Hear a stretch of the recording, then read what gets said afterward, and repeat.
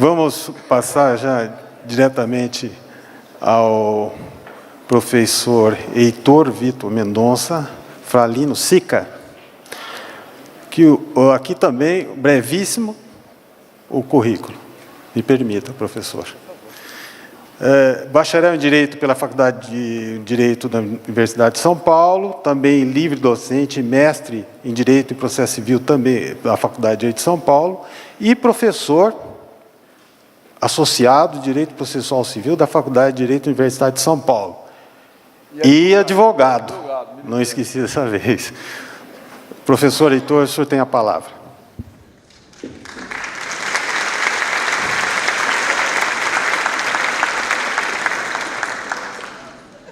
Senhoras e senhores, muito boa tarde.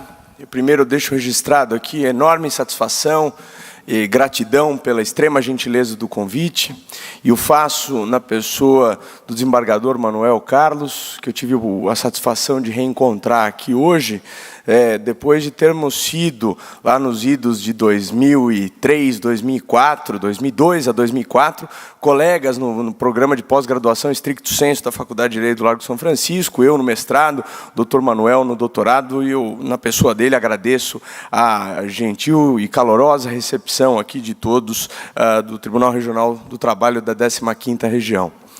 O professor Zé Rogério já adiantou, somos colegas de departamento, ambos professores de processo civil. E, tal como ele, eu também tenho alguma dificuldade de falar com maior profundidade a respeito de algumas dificuldades no âmbito da execução trabalhista. Até para me preparar para essa tarde, para essa minha intervenção neste belíssimo congresso e primorosamente organizado e executado, eu antes conversei com outro colega nosso lá, professor da Faculdade de Direito do Largo de São Francisco, o doutor Homero Mateus, justamente para tentar selecionar temas que pudessem ser de interesse dos senhores. Então, a minha proposta aqui é, em linhas gerais, falar um pouco sobre o sistema de execução do Código de Processo Civil de 2015 e, brevemente, pontuar algumas questões que podem ser interessantes, penso eu, para a reflexão dos senhores. Eu primeiro destaco aqui que o tema da execução, ele historicamente recebeu duas alcunhas, dois apelidos um tanto pejorativos. Henrico Túlio Liebmann dizia que a execução era a Cinderela do processo. Era o tema a que os processualistas dedicavam menor atenção, tal como a madrasta que maltratava a gata borralheira, a deixava jogada de canto, vestida em trapos, que a execução tinha essa mesma característica. E, mais recentemente, até por ocasião das reformas do Código de Processo Civil de 2005 e 2006, o finado ministro Atos Guzmão Carneiro, finado ministro do Superior Tribunal de Justiça, que foi o artífice das modificações do CPC de 2005 e 2006, que tiveram como o foco justamente a atividade executiva, dizia que o processo era o calcanhar de Aquiles, que a execução era o calcanhar de Aquiles do processo, bem na linha do que disse o professor José Rogério, de que de nada adianta um processo de conhecimento muito bem estruturado, que resulte em uma sentença justa, num prazo razoável, mas que ela não tenha condições de ser concretamente cumprida, portanto, que o direito material que levou ao litígio tenha sido efetivamente satisfeito.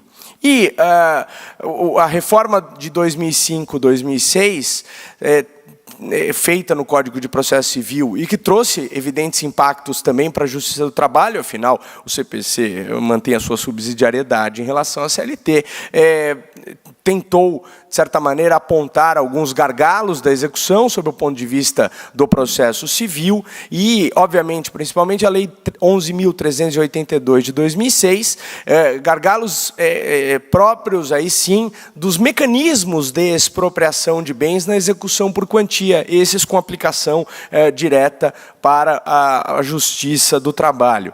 E Calmon de Passos, com a sua verve cáustica, ele questionava essas reformas que foram feitas, que foram reformas do ponto de vista estrutural do Código muito profundas. Quem pegar o Código de 73 na sua versão original e comparar com o Código de Processo Civil de 73 na sua versão subsequente às reformas de 2005 e 2006, vai ver que ele foi inteiramente retalhado.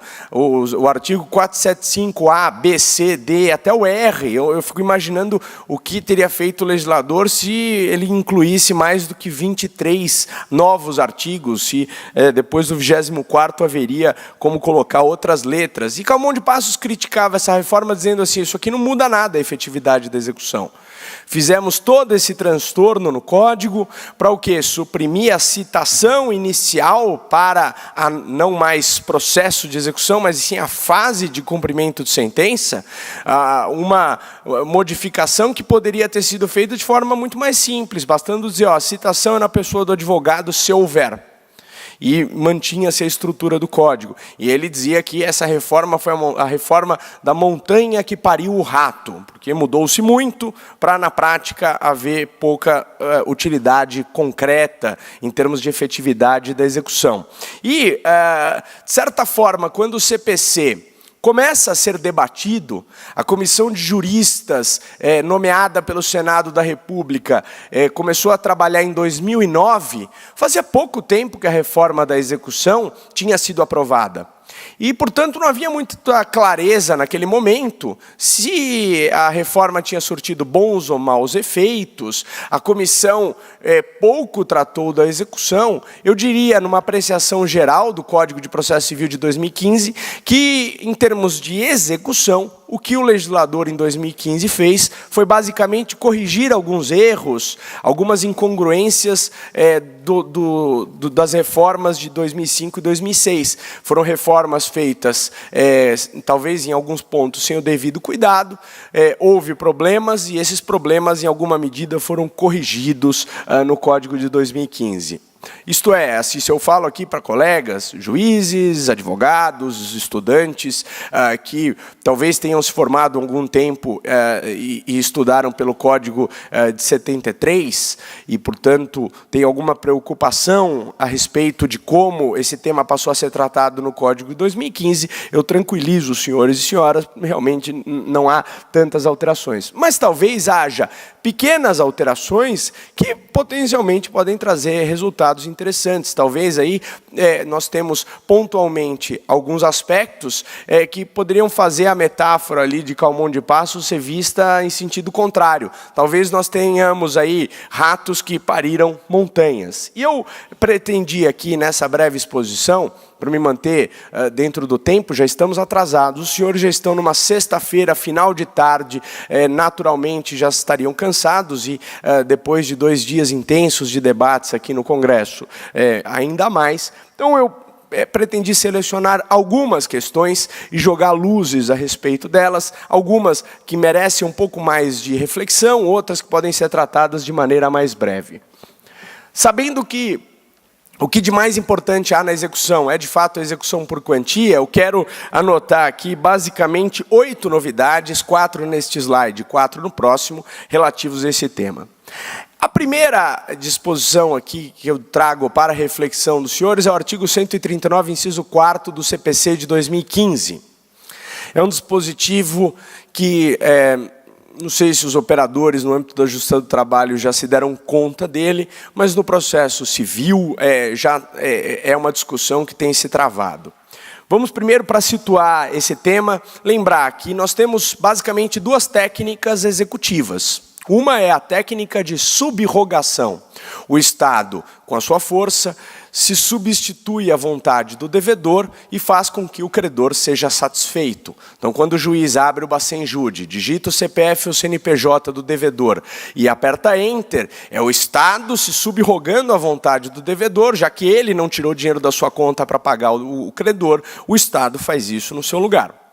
E, por outro lado, nós temos a técnica de coerção, em que o Estado não se substitui à vontade do devedor, mas sim coage essa vontade, compele o devedor a cumprir a obrigação para evitar consequências ruins. Então, numa obrigação de fazer ou não fazer infungível, o juiz fixa uma multa diária e, portanto, a cada dia que o devedor não cumpre, a multa, obviamente, vai se acumulando e, portanto, ele tem um incentivo para se ver livre da multa que ele efetivamente cumpra a obrigação. Nós sempre tivemos uma lógica de que as obrigações de pagamento de quantia e as obrigações de entrega de coisa eram por técnica subrogatória, ou seja, o Estado vai lá e tira dinheiro da mão do devedor, o Estado vai lá e pega o bem imóvel da mão do devedor, vai lá e expulsa o devedor do imóvel que ele tem que entregar.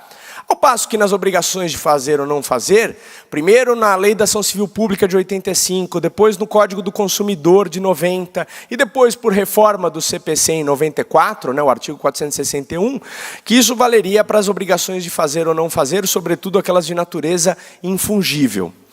O que o legislador agora, no Código de 2015, faz, nesse artigo 139, inciso 4º? Abre as portas para que a execução por coerção ela possa ser utilizada na execução por quantia. Vou repetir, a técnica aqui de coerção, de compelir o devedor a fazer com que ele mesmo se mexa e cumpra a obrigação. Para começar, não é uma técnica inteiramente desconhecida, porque no Código de Processo Civil a gente tem lá aquela multa que foi instituída originalmente no artigo 475J, do Código Velho Reformado, e que foi mantida no Código Novo, pague em 15 dias sob pena de multa de 10%. Já é uma forma de compelir, de coagir. Indique onde estão os bens passíveis de penhora, sob pena de, não indicando, isso ser considerado ato atentatório à dignidade da justiça, com um potencial condenação em mais de 20% do valor da obrigação inadimplida. O que esse dispositivo diz, até com uma amplitude de termos um tanto repetitiva, ele diz, é possível que o juiz use qualquer meio mandamental, indutivo, coercitivo, e uma série de termos equivalentes para dizer, inclusive, para pagamento de quantia. Um poder amplo, um poder atípico, algo que o juiz já havia recebido do legislador lá no CDC, lá na Lei da Ação Civil Pública, que é a ideia de atipicidade dos meios executivos. Então o juiz vai identificar, no caso concreto, qual a melhor medida de coagir o devedor a cumprir a sua obrigação. E já na Justiça Civil, casos noticiados inclusive na imprensa, uma das soluções que foi engendrada com base nesse dispositivo, foi o juiz reter passaporte e carteira de habilitação do devedor por ele não pagar dívida. Explicação para isso. O 139, inciso 4º, permite que eu o coaja para pagar. E segundo, quem não tem dinheiro para pagar uma condenação imposta judicialmente, não tem dinheiro para viajar ao exterior. Guardemos o passaporte do devedor. Quem não tem dinheiro para pagar uma condenação imposta pela justiça, não tem também dinheiro para ter automóvel e sair por aí passeando de automóvel. Então vamos reter a carteira de habilitação. Pessoalmente, eu não sou refratário à ideia de que a execução, mesmo de quantia, possa envolver meios atípicos, meios coercitivos. Eu só tenho dúvida se esse caso é admissível. Nós estamos diante, em linhas gerais, de restrição à liberdade de locomoção. Quando a Constituição diz que é inviável a prisão civil por dívida, exceto no caso de alimentos, e a interpretação que se dá a isso é de alimentos devidos em razão das relações familiares, matrimônio, união estável, parentesco, que isso não abrangeria outras verbas alimentares. Eu mesmo, como advogado, gostaria que meus clientes que não pagam honorários se submetessem à prisão civil, porque, afinal de contas, os meus honorários têm natureza alimentar. Mas não é esse o entendimento que historicamente se construiu sobre esse dispositivo. Se assim é, e se esses dispositivos constitucionais que garantem liberdades individuais devem ser interpretados ampliativamente, isso significa que por prisão civil não vamos entender que é necessariamente grade, jaula, que você põe o cidadão trancado na cadeia. Que restrição à liberdade de locomoção, esse é o valor fundamental tutelado por essa norma constitucional. Portanto, eu não quero aqui dar respostas prontas, porque toda vez que o sistema cria um instrumento desse atípico, e o artigo 190, que também é hoje a coqueluche dos processualistas civis, é estudar os tais negócios jurídicos processuais, que o legislador abriu, escancarou a porta e ninguém sabe qual é o limite disso. Então é mais fácil a gente trabalhar com os campos em que não é possível, até onde não é possível chegar, do que os campos em que efetivamente, né, a gente vai trabalhando por exclusão, um método um pouco diferente para chegar à potencialidade desse item. Segundo tópico que eu selecionei aqui para tratar, que também, nessa conversa com o caro colega Homero, nós destacamos que pode parecer relevante para os senhores aqui, para uma reflexão relativa à justiça do trabalho, diz respeito aos parâmetros para definição do termo inicial a partir do qual se consideraria que uma determinada alienação ou oneração de bens seja considerada ineficaz por fraude à execução. O artigo 792, a meu ver, dando um passo além até do que o STJ já havia feito quando editou a sua súmula 375, de maior proteção ao adquirente de boa-fé. A ideia aqui fundamental é basicamente a seguinte: se o bem penhorável, ele estiver sujeito a registro público, então vamos imaginar lá o imóvel, que tem matrícula, o automóvel, que tem registro no Detran, e assim vai. Se ele está sujeito a um registro público, nós só poderíamos considerar que a alienação ou oneração ocorreu em fraude contra credores se aquela penhora estiver averbada, registrada à margem desse registro público do bem. Então, se eu adquiri um bem no momento da aquisição, levantei a certidão de matrícula e não havia nenhum apontamento, haveria boa-fé. Há quem entenda que isso geraria apenas uma presunção de boa-fé a favor do adquirente, que seria passível de ser vencida por prova contrária. Então isso significa que aquela alienação feita entre parentes, alienação a título gratuito, seriam hipóteses em que, mesmo não havendo averbação, a caracterização da má-fé estaria evidente. Mas, a meu ver, o legislador aqui, ele conseguiu estabelecer um critério que nós podemos achar ruim ou não, mas é um critério absolutamente objetivo. E isso aumenta o ônus do exequente. O exequente tem que fazer com que essa penhora seja registrada. Isso sim dá conhecimento erga omnes. Nós não temos dúvida que quem adquirir um bem sujeito a registro não tomou sequer esse cuidado. Portanto, mesmo que não tenha agido propriamente de má-fé, do ponto de vista prático, é um descuido tão grande que a boa-fé objetiva não o aceitaria. Portanto, eu deixo a reflexão aqui colocada para os senhores, e aí uma objeção que eu posso receber é: bom, mas com essa interpretação de boa-fé não vai ter fraude à execução nunca.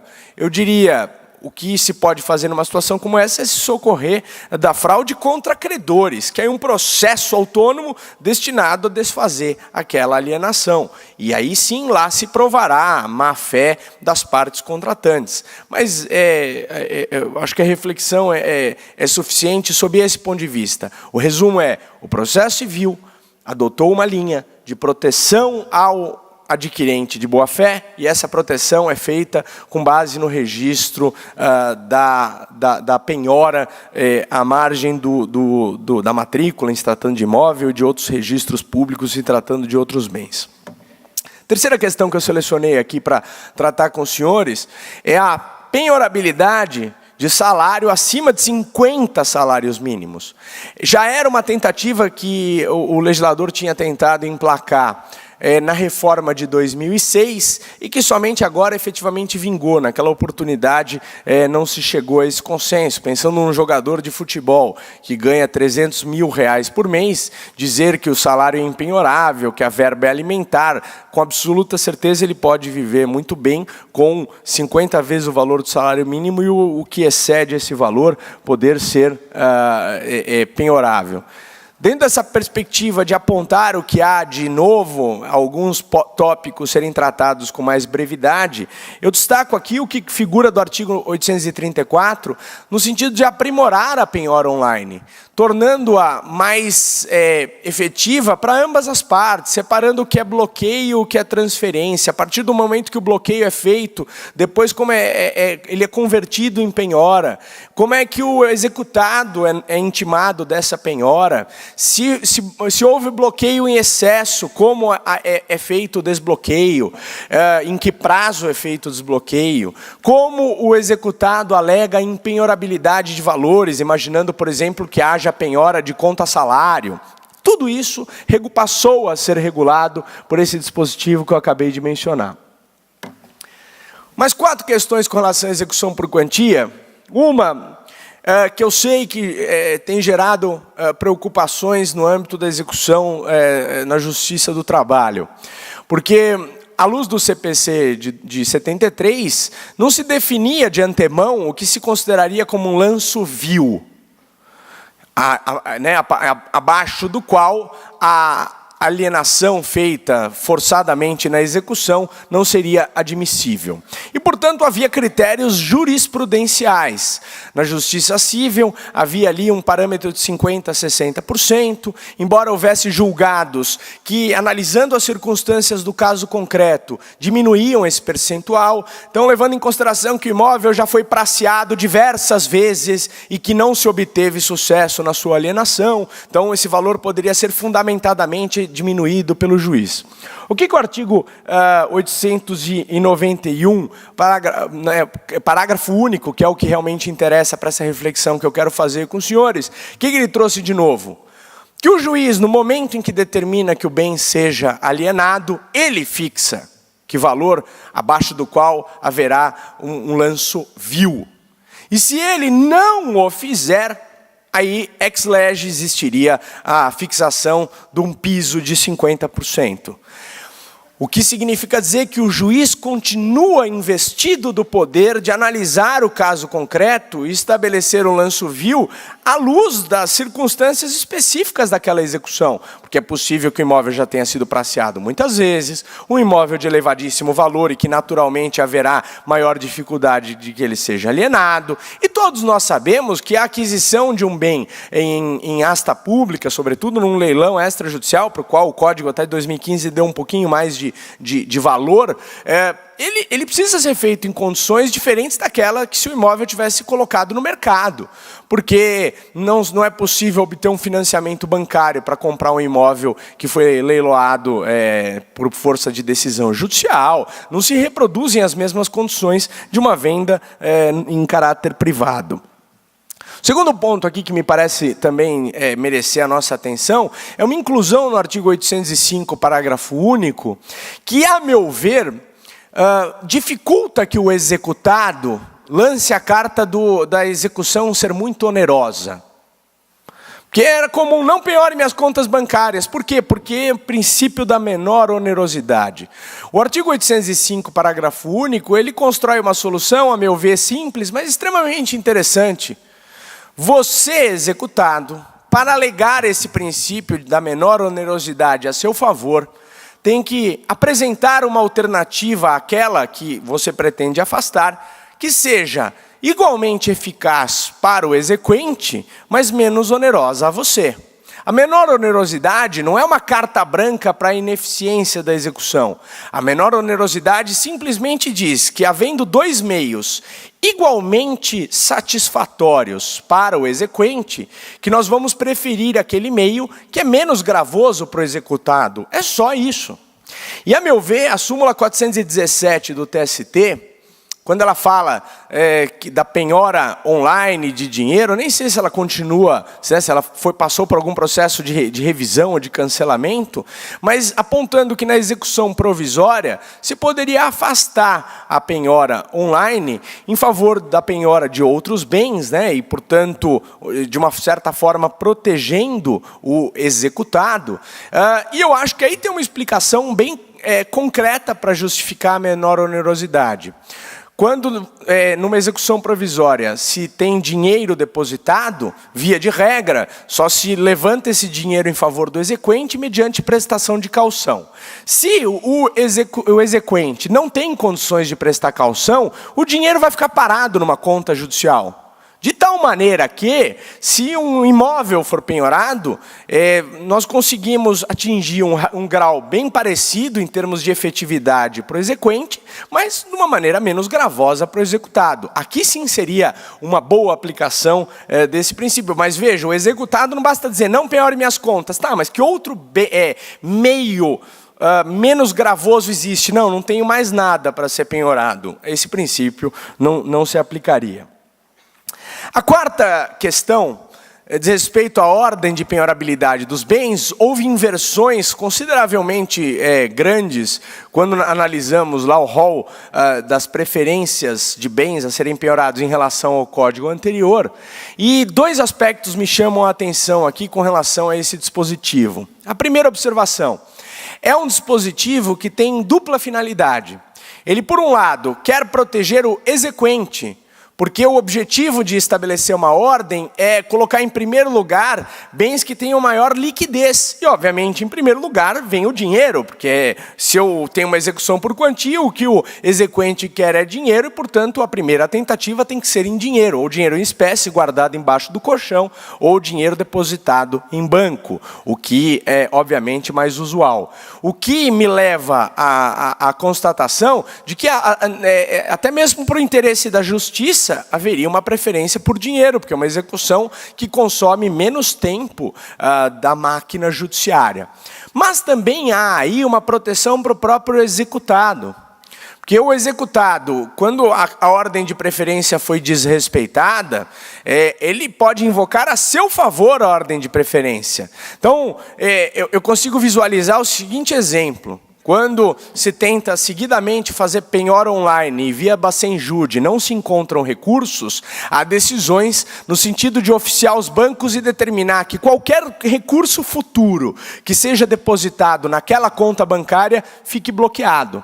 A meu ver, isso não se trata mais de penhora de dinheiro. É uma penhora que visa valores futuros. Ou uma penhora de crédito, porque nós estamos imaginando valores que se tornarão disponíveis para o executado futuramente, ou, em se tratando de pessoa jurídica, só uma penhora de faturamento disfarçada, porque eu bloqueio todos os recursos que passarão por contas bancárias daquela pessoa jurídica. E, obviamente, penhora de faturamento se cerca de uma série de requisitos, e o Código aprimorou esse regulamento em relação à legislação anterior, e, para além desse ponto, tanto a penhora de faturamento quanto de crédito estão abaixo, né, nessa lista de preferência. Portanto, há aí uma norma que tem que ser encarada sob a ótica do exequente, porque a execução tem que ser efetiva para o exequente. Tem que ser encarada sob a lógica do interesse público, porque a execução tem que ser feita da maneira mais econômica para a própria máquina judiciária. E, por último, uma execução precisa ser levada em consideração o direito fundamental do executado, que também é destinatário de tutela jurisdicional em sede executiva. O professor Zé Rogério tem um texto fundamental, escrito há bastante tempo, sobre a tutela jurisdicional do executado. O executado não deixa de ser um jurisdicionado a quem o sistema também deve outorgar a tutela jurisdicional. A oitava e última modificação que me parece interessante, ela é mais pontual, mas, a meu ver, é um gargalo em termos de efetividade da execução que precisa receber a nossa reflexão. Fala-se ali que o depósito, né, até de uma forma mais enfática do que o código anterior, de que o depósito do bem penhorado ele só vai ficar sob responsabilidade do executado excepcionalmente. E, para isso, o exequente tem que concordar, ou o bem tem que ser de difícil remoção. A meu ver, observado esse dispositivo, que determina, portanto, que, em primeiro lugar, a opção será de tirar o bem, desapossar o bem penhorado em relação ao executado e nomear um depositário para ele. Eu sei das dificuldades práticas disso. Vamos penhorar um carro, o exequente vai ter que arrumar um lugar para guardar esse carro, e ele passa a ser responsável pelo carro, se ele mesmo for o depositário, ou ele vai remunerar alguém para fazer isso, que encareceria a execução, e particularmente na Justiça do Trabalho, isso seria inviável. Mas, a meu ver, a simples ameaça do desapossamento imediato do bem penhorável, que é, de fato, a solução que o Código prestigia, que a penhora não seja algo simplesmente de papel, que a penhora se converta verdadeiramente numa perda de posse. Esse dispositivo, se bem aplicado, pode fazer o executado, para não ser desapossado do seu imóvel ou do seu automóvel, isso sirva, e aí dentro daquela lógica de coerção, de compelir o devedor a cumprir a obrigação, isso pode ter lá as suas vantagens. Com relação a defesas do executado, eu pontuo duas questões, mas aqui, verdadeiramente confessando aos senhores, da minha dificuldade de identificar em que medida a subsidiariedade do CPC em relação à CLT se aplicaria aqui, mas eu destaco duas alterações que me parecem particularmente importantes. A primeira, eu sei que é um tema de menor relevância prática, sobretudo no âmbito da Justiça do Trabalho, mas ainda assim me parece importante mencionar isso, porque os senhores haverão de me corrigir se eu estiver falando alguma bobagem, no tocante às execuções de obrigação de fazer, não fazer e dar, né, fora das execuções por quantia, a CLT traz pouca regra a respeito, portanto o CPC se aplica de maneira mais efetiva. O CPC passa a reconhecer de maneira textual o direito do executado em se defender nessas execuções. O Código Velho, que trazia a execução de título judicial de obrigação de fazer e não fazer em um artigo, nada falava sobre a defesa do executado. E o que se construiu jurisprudencialmente? Que tem que se admitir, ainda que não tenha forma, nem figura de juízo, não tem prazo, não tem nome, mas deixe o executado se defender. E essa lógica de o executado se defender de maneira atípica, que foi construída jurisprudencialmente no âmbito das execuções de obrigação de fazer, não fazer e dar, e que restou superada neste âmbito, ela volta de outra forma. A ideia de que o executado não pode abrir a boca no processo de execução, que ele tem que garantir o juízo para começar a se defender, que depois ele tem que ficar quietinho, de boca fechada, o procedimento inteiro, e lá na frente, quando o bem dele for efetivamente arrematado ou adjudicado, aí ele apresenta os embargos de segunda fase. E o que na prática acontecia? O executado atravessava petições para se defender, ele não vai esperar que o imóvel dele seja arrematado para alegar uma impenhorabilidade. Ele não vai esperar o imóvel dele ser arrematado para alegar uma nulidade absoluta. O que esses dispositivos que eu mencionei aqui consagram? A ideia de que o executado, com relação a matérias que surjam durante a execução e posteriormente ao momento de apresentação da defesa típica, que no processo civil são embargos para título extrajudicial e impugnação para título judicial, ele tem direito de se defender por simples petição. Aí os dois dispositivos tratam de situações diferentes, um fala de fatos supervenientes, o outro fala de nulidades absolutas, o que nos leva a reconhecer aqui que há um ganho em termos de contraditório de defesa do executado. O juiz tem que apreciar essa defesa apresentada por simples petição. Mais três novidades e aí eu encerro. Eu vinha conversando aqui com o Dr. Manuel Carlos sobre um grave problema que é a prova pericial. É um problema na Justiça do Trabalho, é um problema na Justiça Comum. Principalmente porque nós temos na prova pericial, talvez aquilo que os processualistas de outros lugares falam do problema do custo do processo. Porque a gratuidade de justiça isenta as pessoas de pagarem as custas judiciais, mas no caso dos honorários do perito, por se tratar de um profissional liberal, que é um auxiliar eventual da justiça, ele precisa ser remunerado.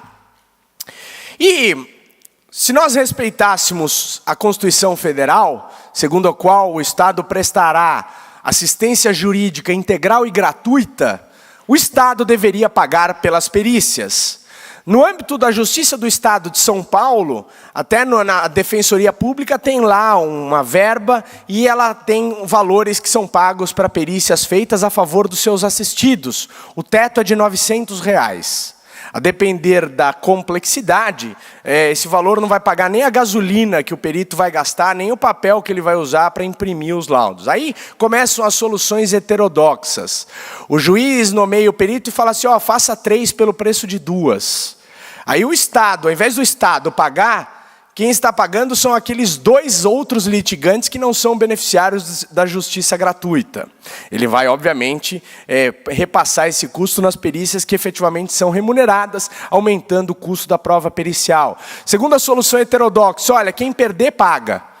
No caso da Justiça do Trabalho, isso é um problema particularmente grave, porque se o empregado perde, ele é beneficiário da justiça gratuita e não tem como pagar e não vai pagar. Se o empregador perde, o empregador paga. Isso não compromete, em alguma medida, a parcialidade ou imparcialidade do perito. O perito sabe, olha, se eu der o laudo a favor do empregado, eu vou ser remunerado. Se eu faço o meu laudo favorável ao empregador, ninguém vai me pagar. E se não for assim, os peritos não querem aceitar, porque eles vão ficar sob o risco de efetivamente não receber. Eu coloco aqui 2 questões, uma relacionada ao tema da minha exposição e outra não.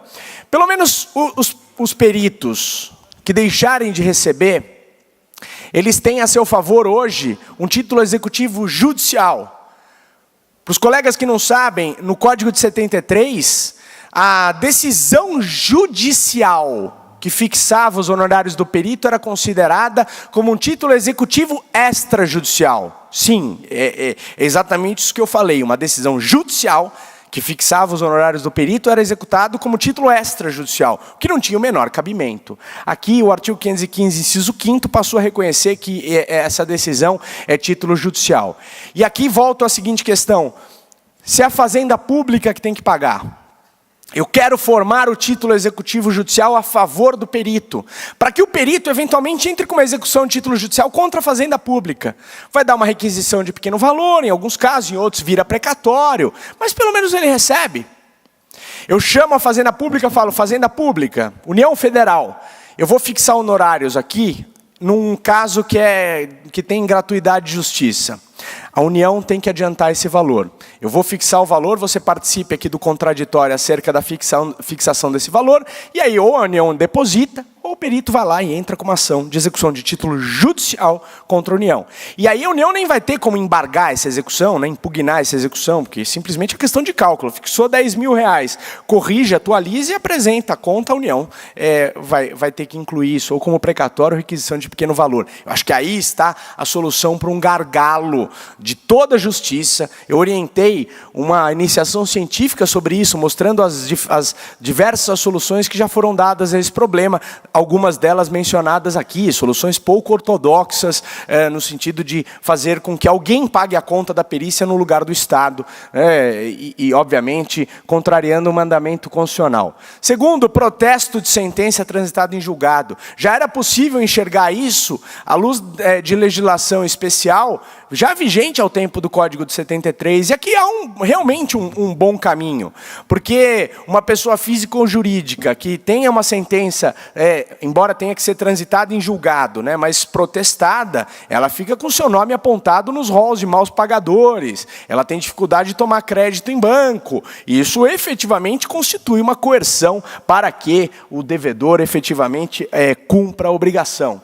E por último, a prescrição intercorrente, que nós já tínhamos na lei da execução fiscal e que eventualmente penetraria aí na Justiça do Trabalho indiretamente. O STJ tinha um entendimento muito restritivo, dizendo, se a execução está paralisada por não se encontrarem bens do executado passíveis de penhora, durante esse período de suspensão não tramitaria a prescrição intercorrente. Agora, o Código passa a prevê-la expressamente, e eu acho que é bom que seja assim. E, embora seja o resultado frustrante da atividade jurisdicional, que a execução seja, ao final, infrutífera, no fim, vamos limpar escaninhos com execuções que não vão dar em lugar nenhum, que são zumbis processuais que vão ficar vagando, assombrando aquela vara do trabalho, o setor de execuções, sem nenhuma possibilidade de dar certo. Infelizmente não é o resultado desejável, mas aqui eu talvez aplicaria uma lógica mais darwiniana, de nós pegarmos essas execuções para uma seleção natural, e aquelas que não tenham efetivas condições de sobreviver, elas vão ser sacrificadas em favor de um sistema que vai funcionar melhor para outros, porque a justiça, com milhares ou milhões de execuções que não tem a mínima chance de êxito, ela acaba gerando uma ineficiência para as execuções que efetivamente são movidas contra executados solventes e que, portanto, poderiam ser frutíferas.